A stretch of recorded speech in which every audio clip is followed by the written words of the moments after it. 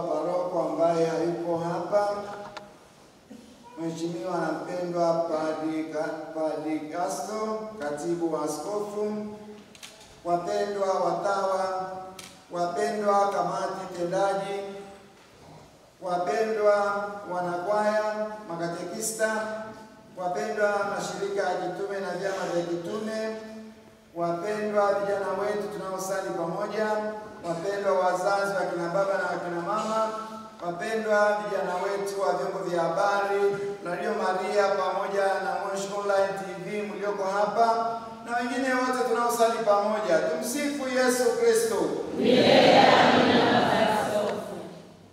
Leo tuko kwenye Jumapili ya pili ya Kwaresma, na mwongozo tunaopata siku hii ya leo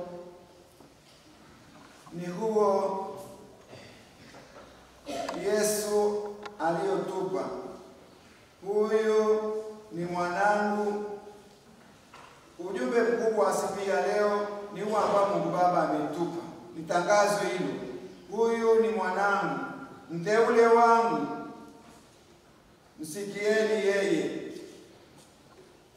Hii ni habari inayotawala siku ya leo. Ni tangazo kutoka kwa Mungu kwamba tumsikilize Yesu.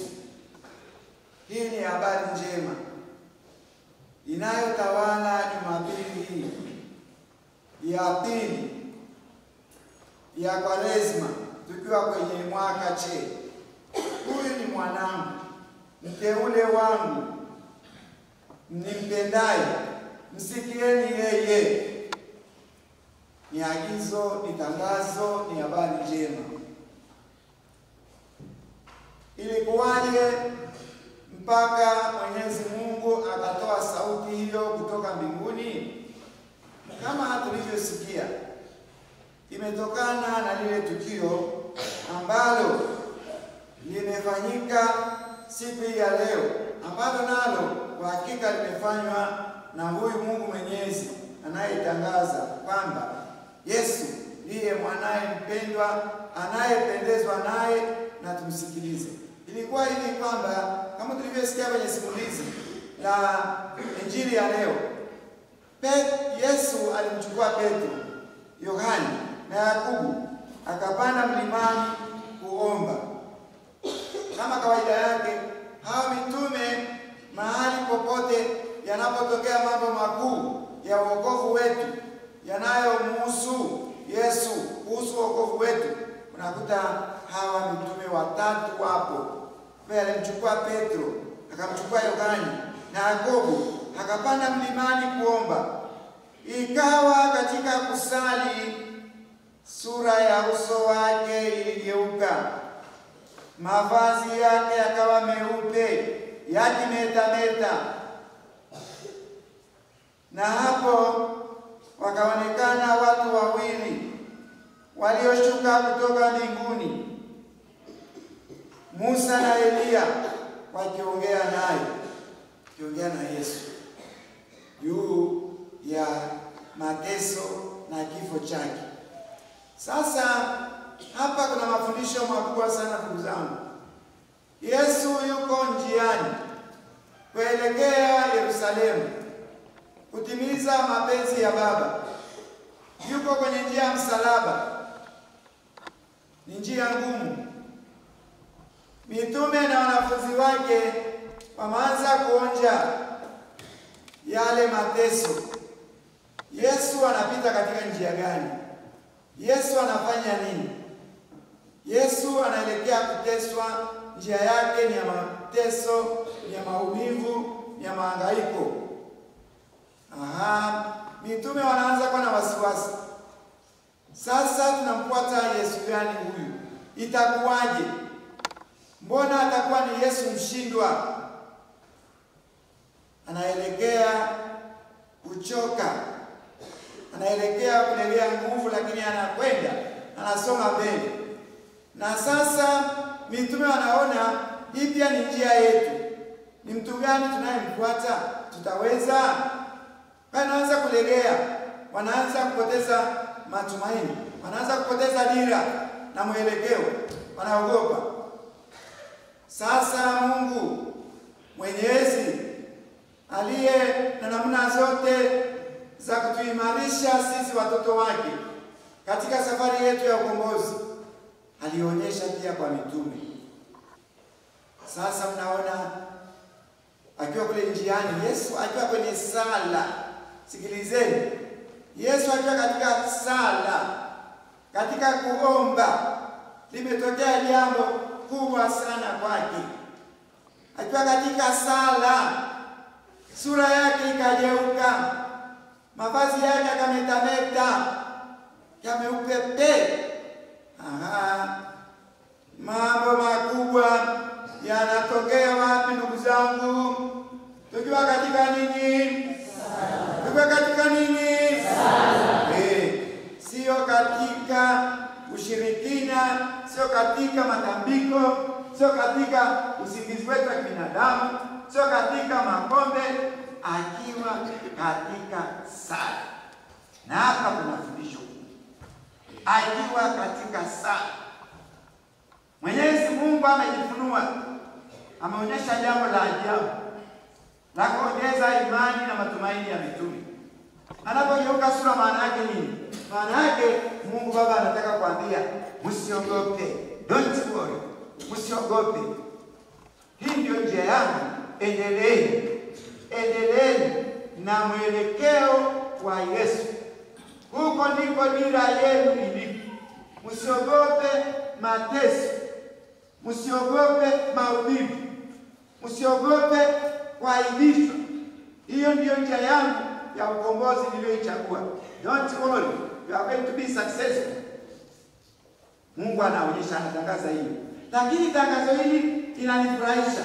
Limetokea Yesu akiwa katika sala, sio katika usingizi.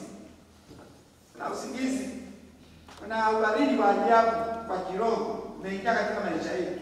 Ndio maana hatupati maono, hatupati nguvu ya ajabu, na nataka kusoma mbele. Tumelala Mungu. Kwa Kristo ambao tukai kabisa, tumelegea. Sikilizeni, Yesu akiwa katika sala, na ni sala ambayo inashaka na mshirikisha Baba. Hii njia namna gani? Mbona ngumu?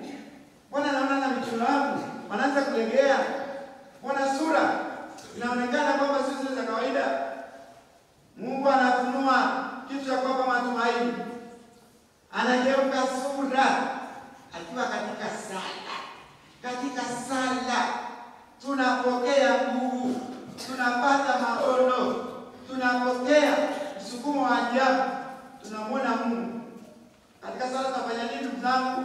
Tunamwona Mungu, tunapata nguvu ya ajabu, tunafunguliwa tena mpango mtakatifu wa Mungu. Katika sala, katika mambo yetu tumelegea mno, haina nguvu, hatuendi kwenye mambo yetu kwa sababu ya uvivu wa sala. Uvivu wa sala. Akiwa katika sala, hilo mimi limenifurahisha sana, nimelipigia mstari. Ndipo muujiza unatokea, muujiza wa ajabu. Sura yake inang'aa, mavazi yake yanameremeta kama jinsi ambavyo Daudi kwa ulimwengu hangeweza kuyafanya. Maana yake nini? Maana yake Yesu anataka kuwapa mitume na wanafunzi wa Yesu, anawapa matumaini. Naomba tusikilize mafundisho yake. Anawapa matumaini.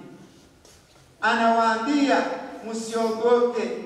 Hata kama mnaona anaelekea njia ya mateso, msiogope. Ndio njia niliyoichagua. Ndio njia ya wokovu. Ndio njia ya ukweli. Ushindi wenu utatokana na hiyo njia ya mateso. Msiogope. Mfuateni yeye. Ndio maana ya hili tendo lililotokea huko njiani. Wako safarini kuelekea Yerusalemu.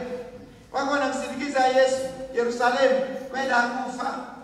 Wanaanza kuona Yesu anakokwenda siko.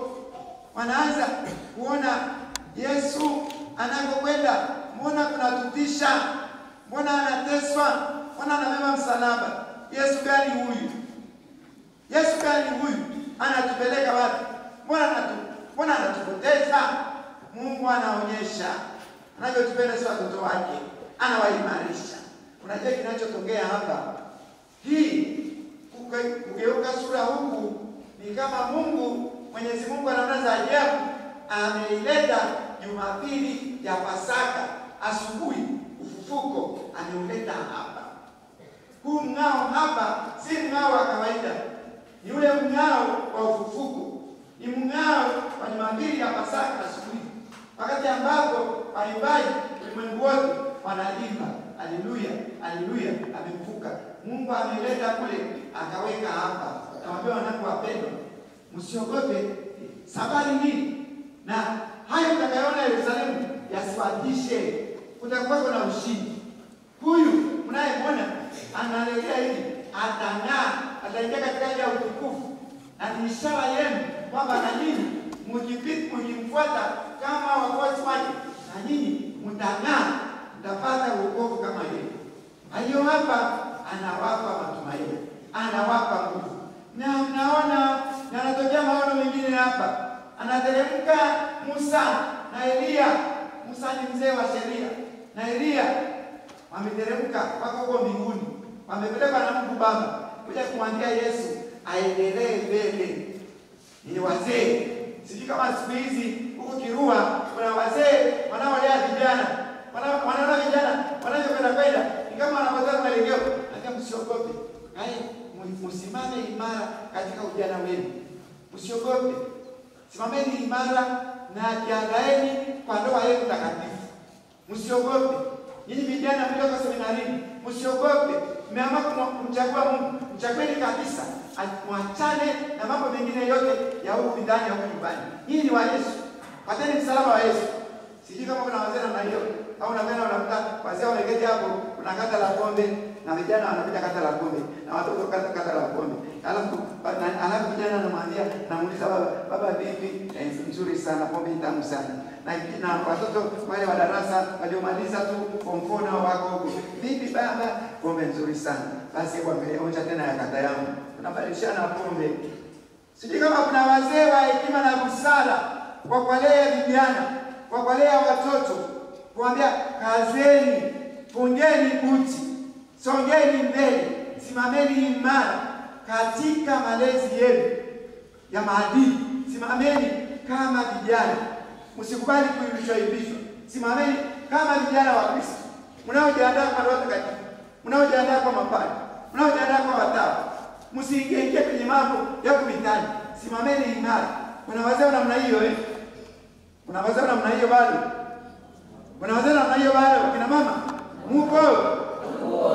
Wakutia matumaini, kwa kuwalea kwamba vijana wabaki katika njia yao, wasimame imara katika Ukristo, wasimame imara katika imani. Mnapaswa kuwepo. Musa ameteremka na Elia kuja kumshauri Yesu, kuja kumhakikishia Yesu kwamba mambo haya ni ya Mungu. Sisi tunafahamu huko aliko, anakupenda, ana mpango kabambe na wewe. Usiogope, endelea na njia ya msalaba. Musa ameteremka kutoka mbinguni na Elia. Kwa hiyo katika tukio hili ndugu zangu, kuna ujumbe mzito unaotolewa. Mwenyezi Mungu anapenda kuimarisha mitume wasipoteze mwelekeo, wasipoteze dira, waendelee kumfuata Yesu.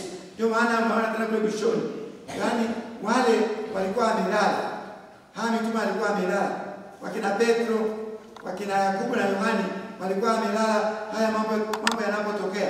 Kwa hiyo walipozinduka kwenye ule usingizi, wamemwona Yesu amebadilika. Pale kumebadilika kabisa. Wanaona uso wake unang'aa, mavazi yake yanameremeta. Wakiangalia kule kando, kwenye makando yao, wanaona weupe wa ajabu. Mungu ameshabadilisha koti. Ameleta sura ya ufufuko. Ameleta sura ya ushindi. Anaiweka hapa kwenye katikati ya safari ya ukombozi, katikati ya safari ya njia ya msalaba, ili aimarishe kanisa. ili aimarishe mitume, ili aimarishe wanafunzi wa Yesu wasikate tamaa. Yaani hatima ya jambo hili ni utukufu. Atageuka sura, atafufuka na atakuwa mweupe kama mnavyomuona. Na nyinyi mtashiriki utukufu wake, mtashiriki ushindi wake. Msiogope, fuateni yeye. Sasa unaona wakina Petro walikuwa wamelala. Walipozinduka katika hali ya kibinadamu, wakaona mahali pale panapendeza. Nasikia Petro anasemaje? Mambo ya kijijini tu, anasema kwa kweli mahali hapa panapendeza. Sasa anamuomba Yesu, tujenge vibanda. Bwana Yesu, kimoja kiwe cha kwako, kingine cha Musa na kingine cha nani? Cha Elia. Na wabaki pale pale. Maana yake Petro hapendi njia ya mateso iendelee. Naona hapendi, yani anaona pale panapendeza. Naona hiyo pia ni udhaifu wetu mkubwa. Tukishaona mahali pazuri tunabaki hapo sana. Sala za jioni zinaishia hapo hapo. Jumuiya ndogo ndogo za Kikristo zinaishia hapo hapo. Tumalipa kwenye sherehe. Tukasema tunaenda kwenye sherehe na tutakapo mpaka saa 11 twende kwenye jumuiya ndogo ndogo za Kikristo. Ukifika pale basi yani vinywaji vile vinaanza kutoka vinywaji vizuri unagaiwa. Eti unakuta kila mmoja ana chupa 2, wengine chupa 3 ameshika hapo magotini. Ameshika hapo magotini. Alafu nyama ndio zinaanza kugawa. Machalari ndio anatoka wani. Sasa hapo jumuiya ndogo ndogo za Kristo inakuaje? Tunasahau. Sala za jioni zinakuaje? Tunasahau. Sala ya jioni inakuaje? Tunasahau. Petro ameona mahali pale panapendeza. Nasema tumefika Bwana. Yaani tubaki hapa. Na naona ni mambo ya kibinadamu, ni udhaifu wa kibinadamu. Kumbe asifahamu mambo makubwa yaliyotokea pale ni kwa ajili ya kuimarisha, ni kwa ajili ya kuwapa nguvu. Ni maono, ni mwanga wa kuwasaidia wasikate tamaa na Yesu, waendelee. Na siku moja huu utukufu wanaoona hapa, huu mng'ao wa ajabu ndio mng'ao wa Pasaka, watauonja. Kwa hiyo naambiwa niendeni naye tu. Sasa ndugu zangu, Petro anataka wabaki pale pale. Ibada vitatu fanywe nini? Vijengwe vingapi? Vitatu. Kimoja cha nani? Cha Musa. Cha Petro tena. Kimoja cha Yesu, cha pili cha Musa. Cha tatu cha Elia. Alafu mambo ya weje pale pale. Mambo ya weje sherehe, bwana, sherehe nzuri bwana. Sherehe tamu, sherehe namna gani? Sherehe nzuri sana. Tumpe sifa tu, tumpe Yesu sifa. Yaani wakati mwingine hizo sifa tunapompa Yesu ni za uongo tu huko vijijini. Hata unaona pale namna gani? Sherehe namna gani? Sherehe nzuri sana. Nyama nzuri, chakula kizuri, sio nzuri. Chakula kizuri sana. Tumpe Yesu na utukufu. Na mnapiga makofi. Kila mahali makofi tu. Kwenye pombe ni nzuri, tumpe Yesu sifa na utukufu. Na mnapiga makofi. Chakula namna gani jamani? Kizuri au kibaya? Kizuri sana. Tumpe Yesu sifa na utukufu. Kwa moroko waangalie sana. Tunavyotumia neno la Yesu, jina la Yesu Kristo. Kila mahali tumpe Yesu na utukufu. Makofi. Na makofi huko. Chakula jamani, chakula namna gani? Kimependeza sana. Tumpe Yesu sifa na utukufu. Namna gani? Ng'ombe ni tamu, nzuri sana. Tumpe Yesu sifa na utukufu. Baba paroko, ondoa uchafu. Ondoa kwenye mtaa huko na kwenye. Si ya kutumia huko. Yesu tumpe Yesu sifa na utukufu. Na ingine ni amina. Amina mnajua ni kitu takatifu sana. Tunaposema amina ni msamiati wa kimungu. Ni msamiati wa Mungu. Ni msamiati wa mambo makubwa ya Mungu. Ni msamiati wa Biblia. Ni msamiati wa maandiko matakatifu. Yaani Mwenyezi Mungu anasema mbingu na ziwepo. Mbingu na dunia ziwepo, zikawepo. Amina. Hapo ni amina. Akasema kuwepo nuru, kukawa nuru. Amina. Yaani imekuwa kama Mungu alivyosema. Yaani Mungu anachokisema kinatokea. Kwa hiyo msizoe tu amina. Baba paroko ni kuombe na hizo amina zipotee. Amina ni msamiati mtakatifu na mkuu sana. Unaambiwa mwili wa Kristo. Amina. Ni kweli. Yaani maana yake nini? Unathibitisha ni kweli, ni amina. Yaani hapa Yesu yupo, hapa Yesu Kristo Mungu yupo, mwili wa Kristo, amina. Yaani unapiga muhuri, mambo ya wokovu yako hivyo, ni mambo ya kimungu. Sasa mnaleta hii amina kila mahali.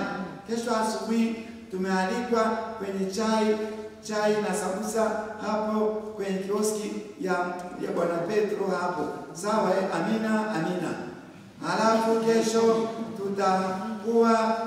tutakuwa na chakula cha jioni pale kwa Baba Macha saa 12 jioni. Amina, amina. Sasa hii amina ni takatifu sana. Imetoka wapi, Baba Paroko?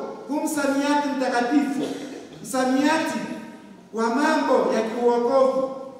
Tunaposema amina, wakati waliturujia pale anaimba kwa njia yake pamoja naye na ndani yake unapata utukufu sasa na hata milele, amina. Yaani haya mambo yote tuliyoyaadhimisha ni ya kwako, na tunasema wewe ni Mungu mkuu, uendelee kupata sifa na utukufu milele na milele, amina. Na iwe hivyo, maana wewe ni Mungu wetu, ni Mungu wa milele, amina. Unagonga muhuri. Sasa muhuri unagonga wa nini huko kwenye nani, huko nyumbani huko? Kesho asubuhi tutakuwa na chakula cha asubuhi hapo kumwaga kaka yetu anayeondoka kwenda Dar es Salaam. Kwa hiyo chakula cha asubuhi tutaanza saa 3 hapo kwenye mgahawa wetu wa barabarani kwa Bwana Sulemani hapo. Amina, amina. Sasa hapana. Sasa turudi katika injili ya leo. Bwana Yesu anapogeuka sura, Mungu anawaelekeza kwenye jambo takatifu la kiuokovu ambalo liko mbele ya Yesu, ambalo pia ni la mitume, la wanafunzi wa Yesu, na hivyo wewe waaminifu katika kumfuata. Ndugu zangu, tuchukue maneno muhimu sana, tutembee nayo siku hii ya leo. Huyu ni mwanangu mpendwa, mteule wangu niliyependezwa naye, msikieni yeye. Tunaalikwa tumsikie Yesu. Na sisi pia tunaamshwa tena kipindi hiki. Nyinyi wapendwa mliompata Baba Paroko wenu mpya siku ya leo, msikieni Yesu. Msikieni Yesu anapowafundisha huyu kiongozi wenu mpya, msikie sauti ya Mungu, mtembee pamoja naye. Maendeleo ya kiroho na kimwili yaende mbele hapa mahali. Mambo mengine Baba Paroko ambayo yako katika familia zetu sasa hivi, mambo ya uchawi, mambo ya ushirikina, mambo ya matambiko, mambo ya imani korogo, yatoke. Kuweko na sura mpya.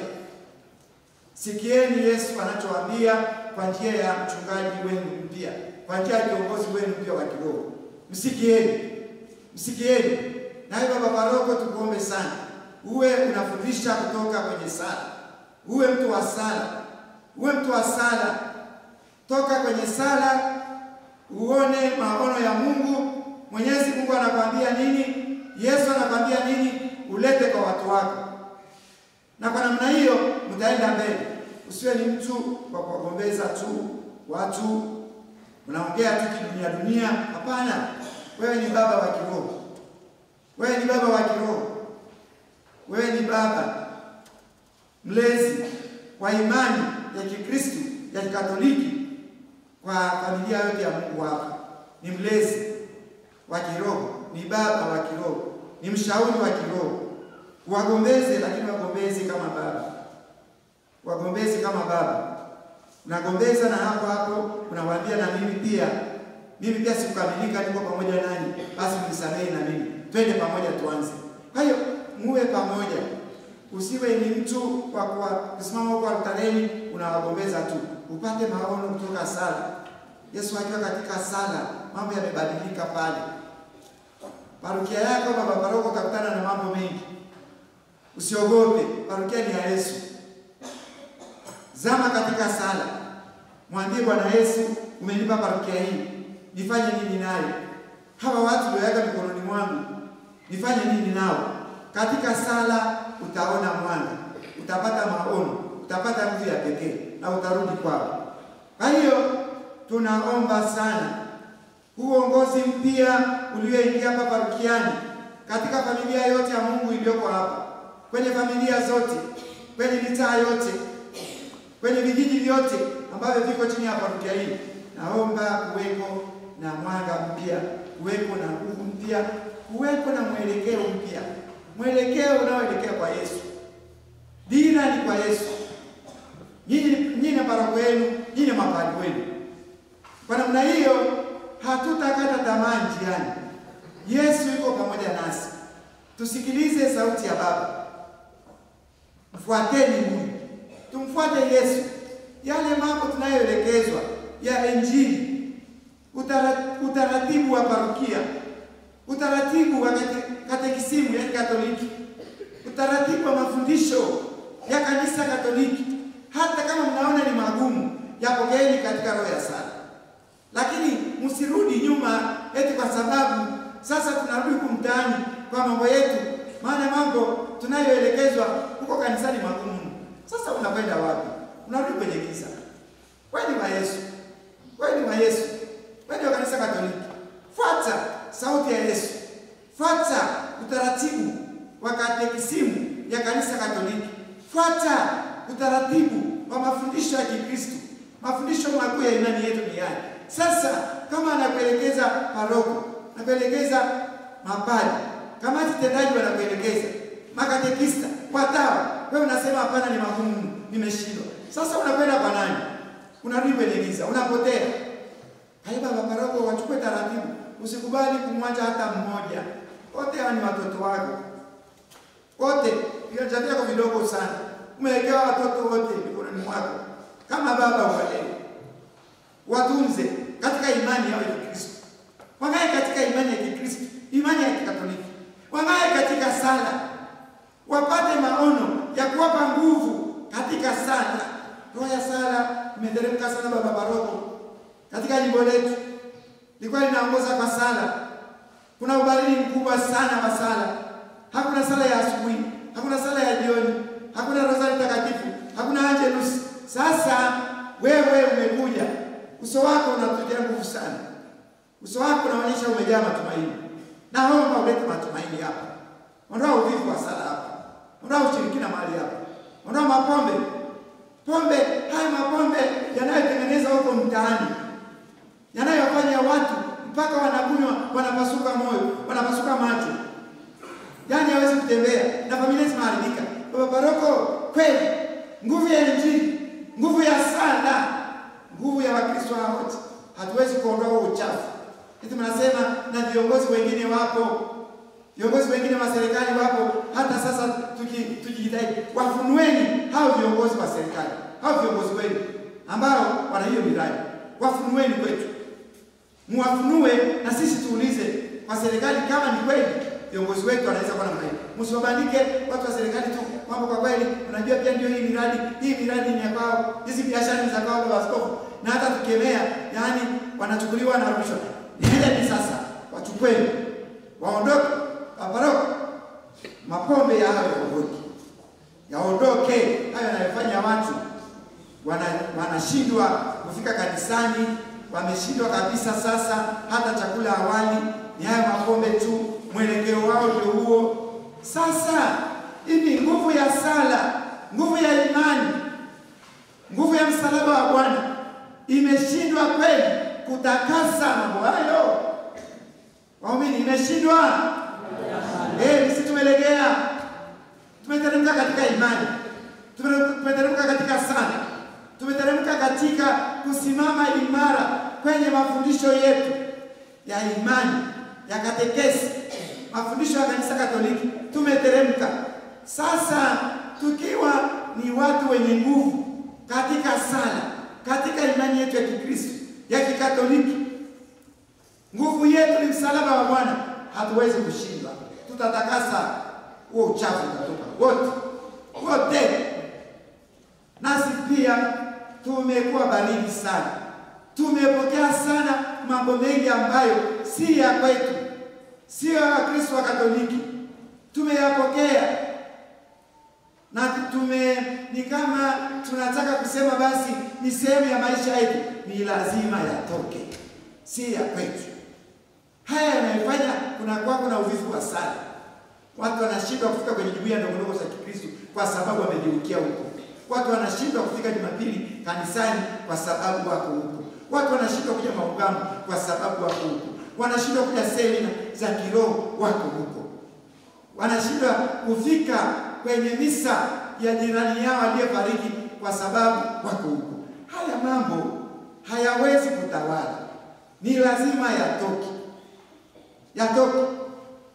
Kwa hiyo naomba tuimarishwe na maneno ya Bwana Mungu siku ya leo, kwamba huyu ni mwanangu mpendwa. Mfuateni yeye. Mfuateni yeye. Katika yeye kuna ushindi. Mfuateni yeye tu.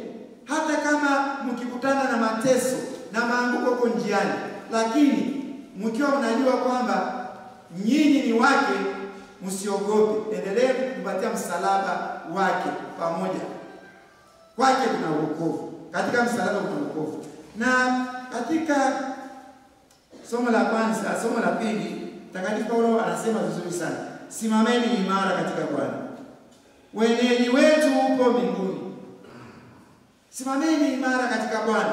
Anatuambia Paulo kwenye somo la pili. Wenyeji wetu upo mbinguni.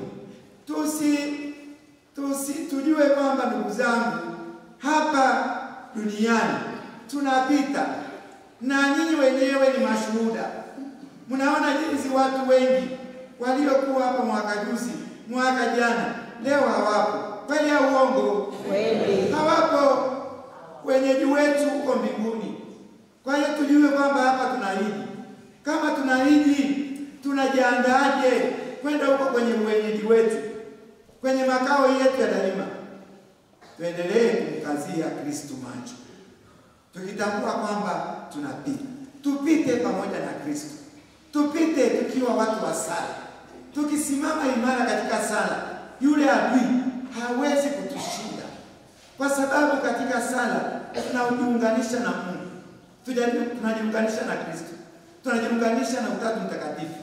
Kwa hiyo madhaifu tunayokutana nayo hayana nguvu ya kuzidi ile nguvu ya Yesu. Haiwezekani. Kwa hiyo simame imara katika Bwana. Wenyeji wetu si huku, tunapita. Na hivi tukiwa tunafahamu hivyo, tuendelee kuliheshimu sana agizo la Mungu siku ya leo. Fuateni yeye. Msikilizeni yeye. Nani? Mfuateni yeye. Msikilizeni yeye. Nani? Yesu. Yesu ndiye dira yetu. Yesu ndiye anayetupa mwelekeo. Sikilizeni Yesu. Sikilizeni yale viongozi wenu wa kiroho wanayowapa kuhusu Yesu. Sikilizeni Yesu. Kwa hiyo Paulo anatuimarisha ndugu zangu. Simameni imara katika Bwana. Wenyeji wetu uko mbinguni. Alafu yeye anafikia mahali pa kusema nifuateni mimi. Paulo anawaambia wale Wakristo wenzake, naomba mnifuate mimi. Hebu jiangalie ni nani ana huo ujasiri wa kuambia ile jumuiya ndogo ndogo yake, nifuateni mimi. Nani? Nifuateni mimi katika imani yangu ya Kikristo cha Katoliki, nilivyosimama imara. Sihangaiki mimi. Nimesimama imara katika Bwana. Siendi kwa mganga wa aina yoyote. Sina matandiko yote. Sina uchawi. Nifuateni mimi. Naona ni ujasiri. Paulo anasema nifuateni mimi. Nifuateni mimi. Je, hebu jiulize, wewe kama Mkristo Katoliki, kama baba, kama mama, unaweza kusema hivyo pale kwenye jumuiya yako? Unaweza? Nasema hapana. Naweza? Ndio. Kweli? Ndio. Yaani hakuna chochote. Sala uko hai, unang'aa. Kwenye roho ya sala unang'aa. Sala za asubuhi, sala za mchana, sala za jioni, rozari takatifu, jumuiya ndogo ndogo za Kikristo, maungamo ya kila wiki, misa takatifu kwa uchaji, misa takatifu kwa uchaji. Hayo mapombe hayo ya huko mitaani, unakunywa hapo kidogo, unaondoka, unakimbilia kwenye jumuiya, unakimbilia nyumbani kwenda kutaletea chakula. Hapo namna gani wakina mama? Una huo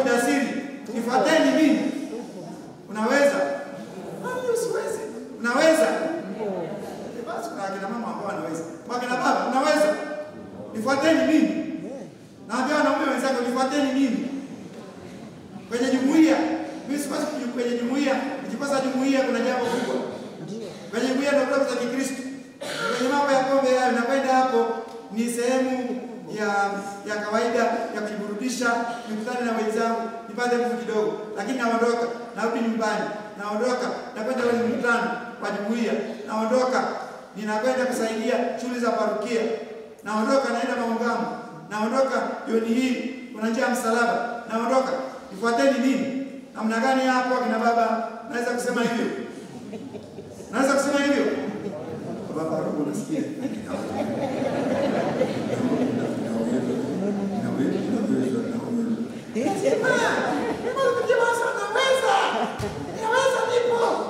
Nipo pamoja na Yesu, naweza.